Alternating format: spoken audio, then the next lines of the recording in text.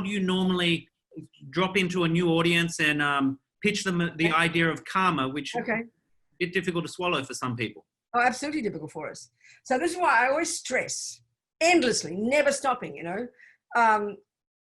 telling people that Buddha's not a creator. If he's not a creator, what does this mean? It means, I always quote this. In New Zealand one time, a man asked a question. And it's the first time I've ever been asked this question. It's a brilliant question. And he happened to be a scientist. And he said, who revealed the teachings to the Buddha? So when we get that that's our view of religion, it's revelation.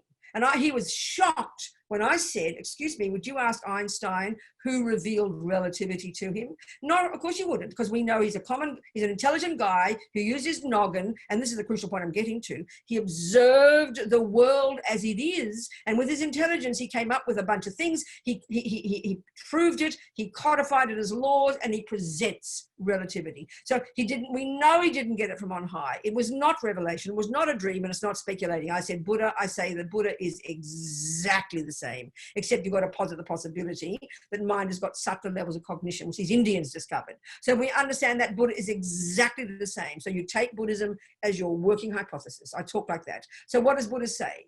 Buddha says the mind is not physical. It's a river of mental moments. It's necessarily, given that it's cause and effect, it's necessarily beginners and endless. I'll go into that. So then let's just posit that possibility. And I say that we're very intelligent people. Why are we so scared to think of that? Because we don't like it. We want to hold on to our view, the mind is the physical brain. I said, look, His Holiness has done this amazing work for 40 years, bringing the people together and looking at these views together. But I'd like to do the job of looking at the Buddha's view and leave the brain alone.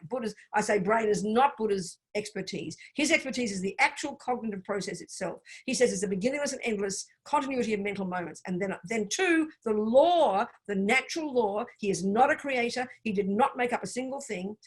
It's a natural law that runs the minds. It runs all these trillions of sentient beings, all these trillions of minds. It's a natural law within which the lives and minds of all beings run. It's a natural law. So that means so then I say it's divided into 4 categories. Every single experience we have, every single thing we think and do and say sows seeds in our mind, programs us, that just naturally produces the person we become tomorrow and the next day. I said, we get that. If you play piano every day, you're not surprised you turn into a musician. If you're angry every day, don't be surprised you turn into a nutty person. But we don't like to think that. We have a different set of rules for that. We think mummy's fault and daddy's fault. So I just try to get people to hear this possibility that your consciousness is not physical. I said, eventually you can prove it when you get clairvoyance, when you got shamatha. All the techniques are there. They're still living and existing, and people look like, and you and me are doing them right now. So I try to, and just get people to hypothesize it. Don't be scared of it. Buddha might be wrong. As His Holiness says, if we follow Buddha, we check as we go, and if we can prove that he's wrong, then of course you reject him, no problem. But we shouldn't be so scared of this idea. We're so and then the other point I make is it's not punishment and reward. I said, if there's no creator, there can't be punishment and reward, because there's no punisher and no rewarder. But we make up that philosophical view, that dualistic view of creator, punisher, rewarder, innocent victim, good, bad. I said, we've made that up. Don't blame anybody else. Don't blame your Catholic mum or your Jewish mum. So I try talking in a down-to-earth way. It's a hypothesis, and you've got to prove it. That's it. You can't just don't like it. That's childish.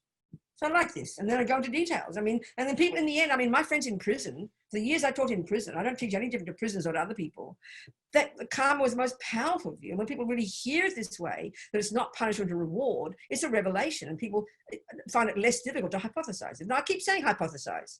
I never use the word believe, ever, Daniel. I never use the word believe, because it's just we've become intellectually lazy. That's the only way to do it. And to know it's got nothing to do with the creator, nothing to do with punishment and reward. And the Buddha could be wrong, so relax, it's up to you to find out. So does anyone ask you where this natural law came from? Or is it just some sort of brute fact about existence? Well, and where does the natural law come? Where does botany come from? A natural law called botany has always existed. As long as there's a world with these different components that we know about, botany has always existed. No one made it up. Botanists don't make it up. Relativity, as long as the things exist, relativity is a character of what exists. So no one makes it up. It's just a brute fact. It's just a brute fact for you. It's a fact of life. Religions try and solve it, but religions try and solve it. That's why some people appeal. Stop. What did you say? Religions do try and justify these laws. That's why they appeal. What laws?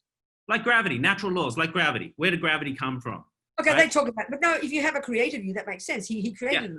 Yeah. But Buddha's not a creator. He says no such thing. We don't need creating. We all do fine making our own mess, and we all do fine doing our own thing. So that's what I find so powerful about distinguishing for people the difference from what we assuming is God's law. God made it up. God created. Nothing wrong with that if you have that faith. But Buddha says there's no such thing as that. Everything is natural law. Buddha's only about natural law, which can be proved. Yeah. And natural laws is how things, that's what they mean. Thusness is how things are. Karma is natural law. Emptiness is natural law. Impermanence is natural law. That's, I think, it's when we get to the word of natural law, not religion imposed upon us, then we can begin to hear it. Yeah, nice. What are some of the things people push back on you? Or what are some of the other good questions you get when you're traveling around the world? And like, that was a good question from this scientist. Very few, that's the only first time I've ever heard that view. But every other question we all ask the same. But I'll tell you what, in terms of karma, there's one question I've never had. And this question, and this is the view why we find karma so painful. I've never yet had the question, why do good things happen? It's only why do bad things happen. So that really is powerful. In other words, I've never had a person ask me a question that little girl with a beautiful mummy and a beautiful daddy and money in the bank and good health and lovely friends, you mean she deserves it? No one ever asked that question. It's only the bad. Why the hell did I win the lottery? No one sort of contemplates that, do they? No one ever asked that. So when we understand attachment, which is bottomless vampire in us that only wants the nice things, attachment is an assumption that we deserve the good, and anger is an assumption that we don't deserve the bad. That's where it comes from, and that's our philosophical view. We've made that view up, So we act from that. That's the point. So it's and even this view that everything that's good that's happened to us, we've created the cause. We almost can't hear it because we assume good things are natural and we assume we just all deserve it. But the horror and shock when bad things happen. That's why it's good to use the garden analogy that Buddha did. I said, your life is your garden. You never look in your garden and say, who put weeds in my garden? You know that. They're your weeds, baby. You don't ever look in your bank. Where are my dollars? We know that whatever's there, we created. This is the whole point. It takes us a while to hear it because we've got all these dualistic views in our head already, Yeah. And so how does one go about, trying to see that in ourselves, these things we do? You've got to start taking it as a hypothesis. How do you first learn equanimity? E equals mc squared. You start with 1 + 1. You've got to take it as a hypothesis. You join math at junior school, and each step of the way, you tick the boxes. You've got to prove impermanence first. Then you prove this, and you prove that. You've got to go each way. And that's why the Lamb Rim is so powerful, because it's organic and logical and progressive. You've got to go one step at a time. You can't just prove it overnight. You have to prove. Yeah, so it's a sort of a path of discovery. For you, karma is a natural law that Buddha has explained to us that we don't have direct sort of access to, but as you practice and as you move along the path, you will discover that this is actually accurate. But it's the same with relativity. I'm sitting in Einstein's class and he tells me he's just discovered that reality is that things relativity. I can't prove that first.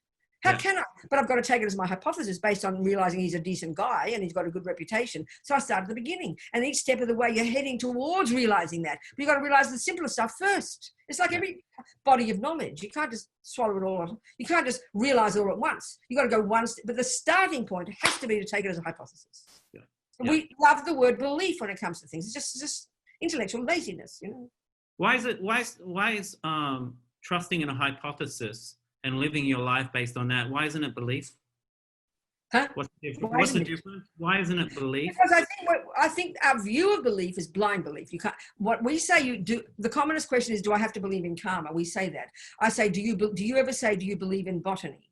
You don't, do you? Now, are you a botanist? No, I'm not. But so basically you do believe in botany, but you don't say it that way because you say, oh, well, botany's real because you can see it. But do you know botany yourself? No, you don't. So you believe in it. It's easy to see the proof of it. But there's a proof of karma too, but we don't interpret it that way. So we mostly believe what we see. We believe what our mother told us. We believe we've got a brain. We believe our brain is the mind. We believe 99% of what we've told. Who's proven E equals MC squared to themselves? Nobody.